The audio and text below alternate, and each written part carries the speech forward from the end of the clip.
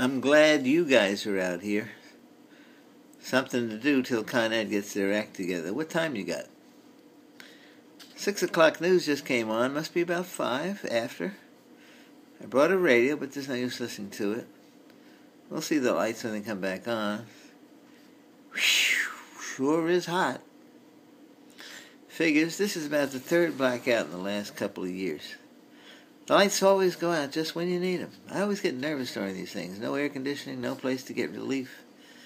One of my cousins died during a hot spell back in the day. What happened? It was real hot and there was no air conditioning. We used to go out on the fire escape to sleep. Oh yeah, I remember that. It was kind of fun, kind of romantic. Anyways, a couple of my young cousins decided to go up on the roof. The roof was tar or something. And in the morning they found one of them had literally baked to death.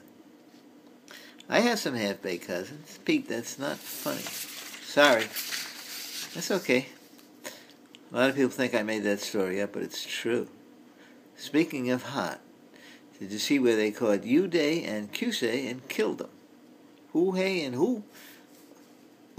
Qusay, the sons of Hussein, whose specialty was torture and making it real hot for their enemies. Good riddance, the sons of bitches. I heard that Hudu and Husay said they hated American names because they were so hard to pronounce, like Bush and Nixon.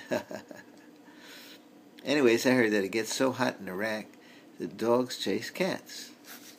What's so unusual about dogs chasing cats? They don't run, they walk. Shall I laugh now or later? I just read where England's temperature went over 100 degrees for the first time in the history of the planet. Hope they got lights. Paris was up around 110. If the lights went out, would they call it the City of New Lights? I don't hear about them having blackouts. 90 degrees here and the freaking lights go out. When I was a kid, I was stuck on the subway for 5 hours.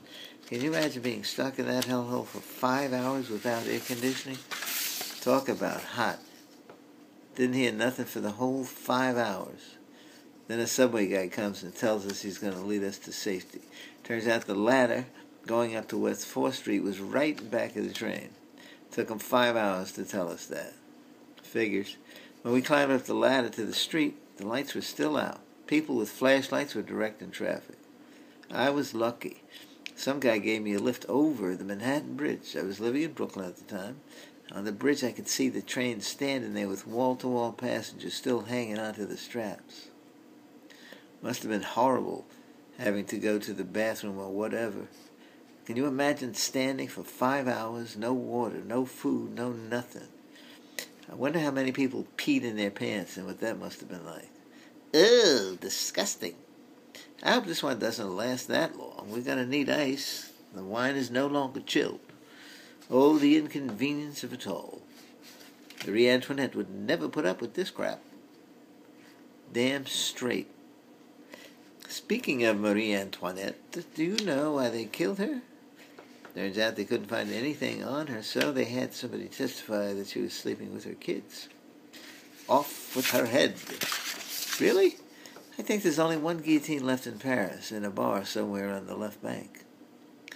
I bet there's a little guy sitting next to it now, drinking Pinot Noir, right? Although in Paris, I bet you they're drinking American wine. Manischewitz, probably.